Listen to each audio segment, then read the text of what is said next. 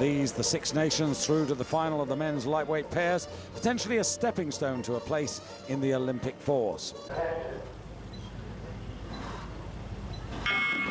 And a good quick start from the French there in lane 6, but the British pair in lane 5, Matt Beachy and Daniel Hart, terribly slow off the start, not like the Australians. They won their heat back on Monday, together with the Italians, the two of them in the centre lane, and they're the two crews that everyone's going to have to beat in this race.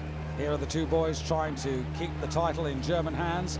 Martin Kuhne in the stroke seat and his twin brother Jochen Kuhne in the bow. And they're well up with the pace, as are the two Greeks on the far side. That's Kukumpus and Tsoulas. Both of those men already successful this season as one half of the Greek winning under-23 lightweight 4. And that just tells you that the progress by Greek sculling and Greek rowing, particularly at lightweight, Martin, continues. Yeah, fantastic. There's a very good hope coming later in the men's double sculls from Greece, and the programme since the Olympics have been at Chinias has really moved on, but not as much as the Italians and the Australians have moved on at the front of this race. And while Germany's in there in a good medal position at the moment, it's the Italians and Australians that are really setting the pace. Well, just talking about under-23s, the Italians, who are just second at the moment to the Australians, that's Andrea Canello and Armando dell'Aquila. Those two men in picture now, the reigning champions this season at under-23 level in this lightweight men's pair category. So they really represent the class of today, being taken on by the Australians, Michael McBride and Ross Brown from Brisbane and Perth respectively.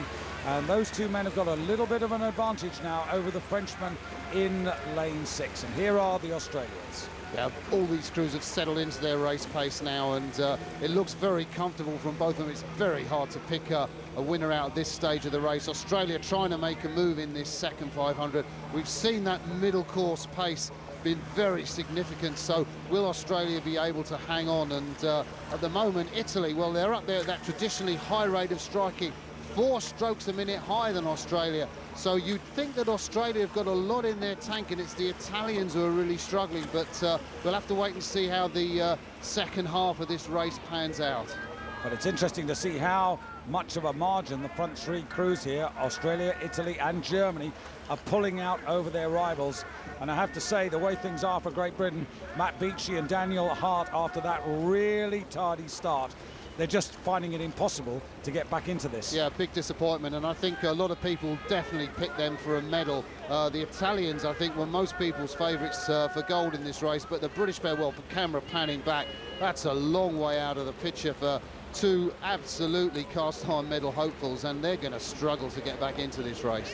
Yeah, and it doesn't do their long-term prospects much good, because remember, they were in the British lightweight 4 last season that finished 5th. They haven't made it into the British lightweight 4 this season, and a disappointing performance here means back to the drawing board, I'm afraid, for them. Absolutely, and with the British lightweight 4 hoping to go so well and going for a medal later today, well, then they've got it all to do to get back in the boat for Beijing. But Australia managed to hang on to that lead now. Crucial third quarter. We've seen this happen so often in the races here at the World Championships.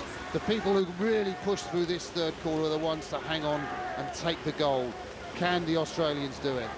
Well, that we have to see. Germany really pushed on in the second quarter, 1:40.45. That was the quickest boat, and you can see they put themselves in contention, but they're going to have to keep this drive on. And you can see the boat speed very, very similar. Again, the Italian boat just getting a little bit more efficiency out of their strokes to keep the boat speed high.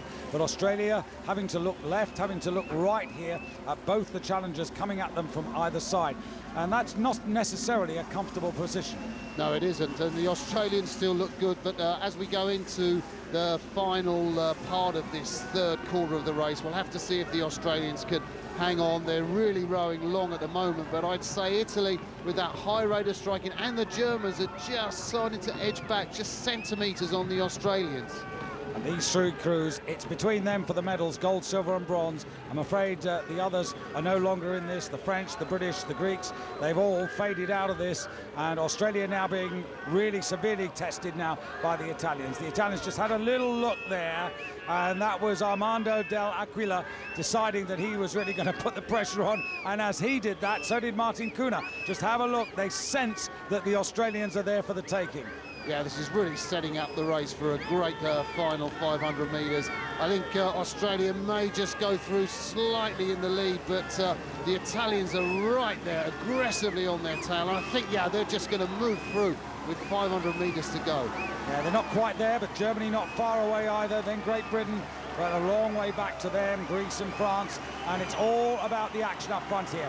And now you've got the Italians, and Andrea Canello and his partner Armando dell'Aquila are really putting the pace on now. Ross Brown and Michael McBride finding it really hard, and they're being tackled by Germany. And look at the Italians, this relentless high stroke rate is getting them there. Yeah, around about 39 strokes a minute. I mean, they've been that through the middle of the race, but they're the ones that have held their pace. It's the Australians' pace who suffered. The Germans have picked them off. Look across there from Jochen Kühner in the bow seat just to check, can we get the gold medal? Well, the interesting thing for me is now that the Italians are in the lead, they actually look more relaxed and more fluent. Absolutely, and that's always the way. And actually looking a little bit longer out there, really catching the water well, right round the rigger. And the Australians, they look a little bit shorter. They were longer earlier in the race.